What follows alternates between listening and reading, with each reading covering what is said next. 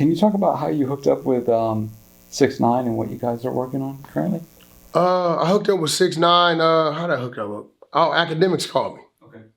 He like, yo, man, you probably the only one I feel like could really question 6ix9ine the right way. You know, but I don't know if it's gonna work. You know, I know you got something against him. Like, I ain't got nothing against the dude. Again, I don't agree with what he did, but I don't agree with what they was doing. Right. I felt like, you know, start with the seed.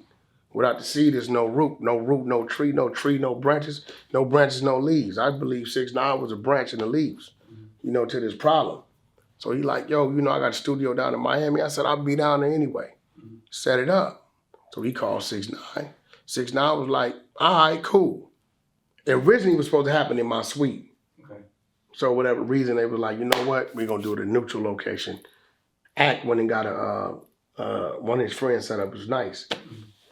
So I got up that morning, went down there, just me, my wife, and my children. Showed up. Wack looks down the hallway. Nobody else with you? Me, my wife, my daughter, and her friend, actually. He called 6ix9ine, yo, Wack here. He asked him who he there with. His wife and 2 little girls. All right, I'm on the way. He showed up. Right? You know, you got to understand, this is Wack 100 interviewing 6ix9ine. Right? This is entertainment. This is not a street situation with me. Right. It's entertainment. Academics, a top blogger, podcaster calls me to do an interview with this individual. Everybody in here are regular people. Right. My wife, my daughter, her friend is in here. Even if I was on some bullshit, this is not the environment for that to happen. Within sitting down talking to 6ix9ine, my position is to get him to understand he's not a gangster. And that if he was, he would have took the 40 years. His position was to let me know I am a gangster, and no way I was gonna take that time for them dudes who did the things they did to me. It took him about a year to understand it because he ended up calling me New Year's this year and telling me, I realized Wacky was right, I'm not a gangster. But nevertheless, within having that conversation, I met Danny, right? And I met Danny. He didn't give me his phone number that day. Maybe a week later after that, my attorney calls me. He said, hey, I got some people want to, you know, do some business with him. They got $1 million for him. Blase, if you can make it happen. They don't know who to talk to. I'll call academics. Academics put the group text together. Called 6ix9ine. Gave me his attorney number. My attorney, his attorney, then paperwork just started flowing. It was like that maybe about a month. And then he was like, yo, man, why don't you come down to Miami? Let's really sit down and have a conversation. He may help me with some other things. Flew to Miami by myself. He pulls up in a Rolls Royce, picks me up, him and his girlfriend. We go from Miami to Opelika private airport. Tell you how smart he is. I ain't asking no questions. I'm like, well, maybe he had a meeting to private airport. Pretty smart. Right.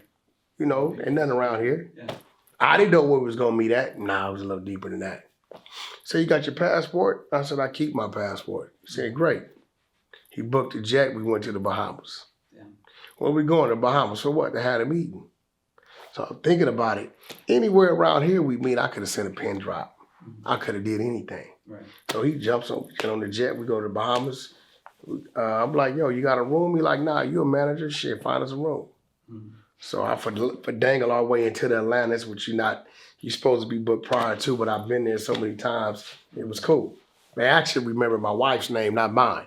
Okay. You know what I mean? So we got to the hotel, we sat down. He's like, look, I got this going on. I know you're able to get these things going on. I give you a cut, keep your business. I'm gonna open up my doors. You call me direct, you talk to me direct. So business come, we close it, you make money, I make money, and that's what it is. And that's what it been. But I can't front. I don't agree with what he did, but I don't think he should have been in a position to do what he did. Okay.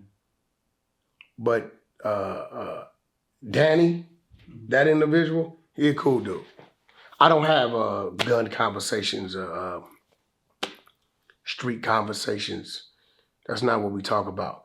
Usually if he calls me, he's dropping the kids off at school or he's fucking jogging, you know, and we talking about, you know, putting something together or this, that, and other. And he's called me to put things together. I have friends on my side that it was bad business done. One of my friends, $500,000 was taken and he didn't get his service. Called me. I called 6ix9ine. He said I'm gonna come see him personally. Took him his $500,000 back on the strength of me. Yeah. You know, I had a situation that was broke in Russia just last week. He called me on FaceTime and fixed that. Me and the promoter got in a big fight out there. Now that's a region that's opened back up for me. As you see, he was just there. Yeah. So, you know, it's been working for both of us on both sides. And I'm looking forward to do future business with him as well. Okay. You know, I don't allow the streets to dictate what I do in the corporate world. Two different places. Can you tell me what your opinion is? I know you had posted about this on Instagram, but Mystikal getting charged with the sexual charge that he got, Yeah. you know, numerous times. I'm a Mystikal fan. Okay. A lot of people are. Fuck with Cash Money. I'm with Stunner, right or wrong. But I'm a Mystikal fan. To a point that when I used to do shows out here for Live Nation, me and my boy AD, Adrian Scott, used to be the program director at K-Day. When it came to Mystikal and another artist, even if they didn't fit the lineup, I would always include them. Okay. Mystikal and Juvenile. And I was just a Mystikal fan. To a point that I never knew about the other allegations. I knew he went to jail, but I didn't really know what for. Yeah. So when I learned that, is this his third or fourth, something like that. Third or fourth. Yeah. And I seen a poster where it said Mystikal made the victim pray before raping her. Now, I don't know if it's some propaganda stuff, and I don't know if this really happened, because if it really happened, blessings and prayers to the victim. But at this point, outside of the music, we got to call a spade a spade. 3-4 times, 3-4 different women, I think it's something going on there. And, you know, the truth is the truth. You know, whatever punishment fits the crime is what he should have to face. You know. Am I a Mystikal fan of his music? Definitely. I'm a fan of R. Kelly's music. I love R. Kelly's music. Grew up on R. Kelly's music. I'm not telling you I agree with whatever it is he was doing. Music-wise, I'm a fan of his music. So, you know, whatever punishment they got coming, you know, they got to stand in that fire. So what that is. Yeah.